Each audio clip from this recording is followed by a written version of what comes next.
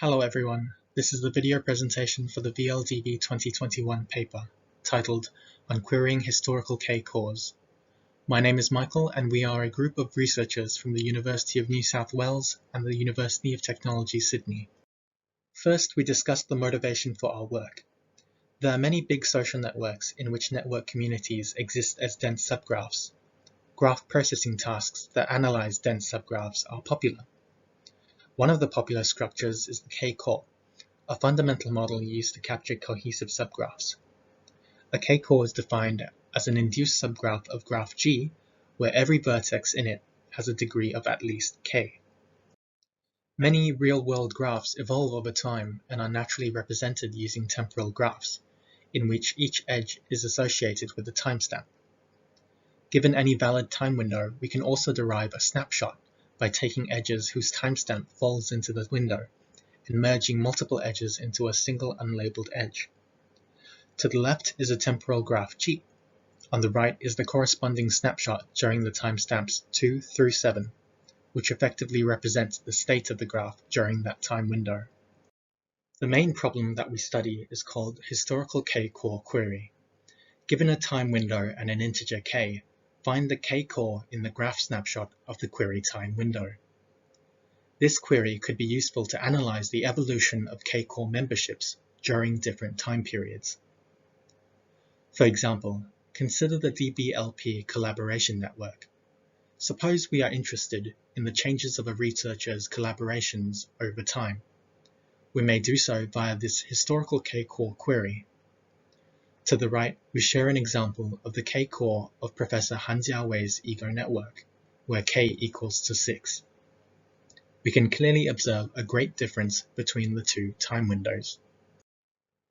To recap, the historical K-core query finds the K-core of any snapshot.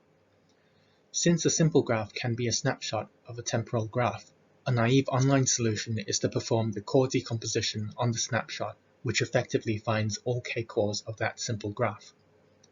However, this solution has a disadvantage because it cannot be used if we are interested in multiple snapshots. To do so would require repeating the online solution for every time window. To get around this issue, we want to design an index-based solution that answers the historical K-core query for every possible time window and integer k. We find several difficulties while trying to index the K-cores for every possible time window. Firstly, for any temporal graph, the number of snapshots to index is proportional to the largest timestamp to the power of 2, which is a significant amount for most temporal graphs. In addition, K-cores can vary significantly between time snapshots. Any K-core from one snapshot could suddenly appear or disappear in the next snapshot. This variation is more obvious from the perspective of a vertex's core number, since a vertex can frequently disappear or reappear in a K-core in a sequence of snapshots. The huge number of snapshots to process, together with how the K-core of each snapshot can vary unpredictably, presents the key challenge in efficiently indexing K-cores of all timestamps. So given that we want to solve the problem of historical K-core queries, we do so by proposing and solve two smaller but closely related historical queries. The first is a historical K-core containment query, where we narrow the attention down to one vertex. Given a single vertex U, we check if U is contained in a K-core of a graph snapshot. Solving this query for every vertex solves the greater query. More importantly and particularly, we are interested in the start-anchored containment query. We consider an additional argument starting time Ts. Essentially, we assume that Ts is given in advance and does not change. Given single vertex V and a starting time S, we study U is contained in a K-core of graph snapshots with the same starting time.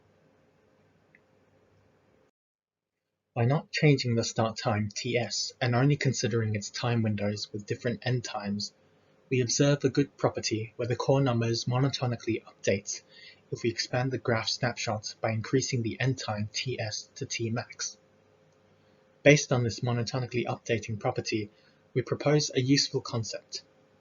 In a start-anchored containment query, given vertex U, a specific k, and a start time Ts, We define the core time to be the earliest timestamp beginning from TS, such that U is contained in a K core. The advantage of this is that knowing the core time can help us answer the start containment query for all time windows with start time TS for a vertex U and an integer K. Here we present a simple overview of our final index. We show a temporal graph in the top right corner and the final proposed index below. In this PHC index, we index lists of values for each vertex and its possible values of K. Before we continue, we stress that the square bracket notation here is different, where it instead denotes a value pair, starting time, core time, rather than a time window. For each K and each vertex, by storing the core time for each starting time, we can effectively query the graph. For example, assume that we are interested in if vertex 8 is in the 3 core of the snapshot 1 through 4. We look to the blue highlighted area corresponding to that vertex and K. We see that the earliest time V8 appears in a 3 core for starting time 1 is 8.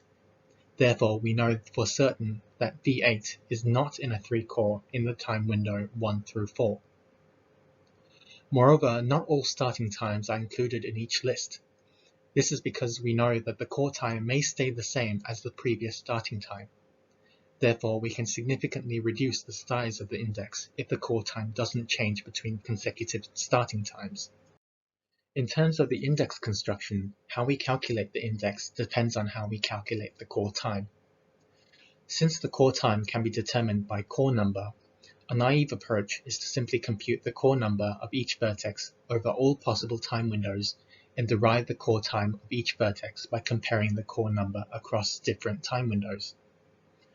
However, we find that by using the techniques from the core number maintenance, we can dynamically update core numbers from a previous time window instead of computing it from scratch. However, PHC construct is not efficient enough because we still only compute start anchored queries separately for each possible snapshot start time. This is because we observe that the core time of a vertex U for a specific K can be the same at different start times. Therefore, it is not efficient to keep calculating core times the same way for each start anchored query. We propose that instead of deriving the core time through maintaining core numbers, we find that we can make use of core times of vertices computed from previous start anchored queries to derive the core time of this current anchored start time query. This forms the key idea behind the final index construction algorithm PHC construct star.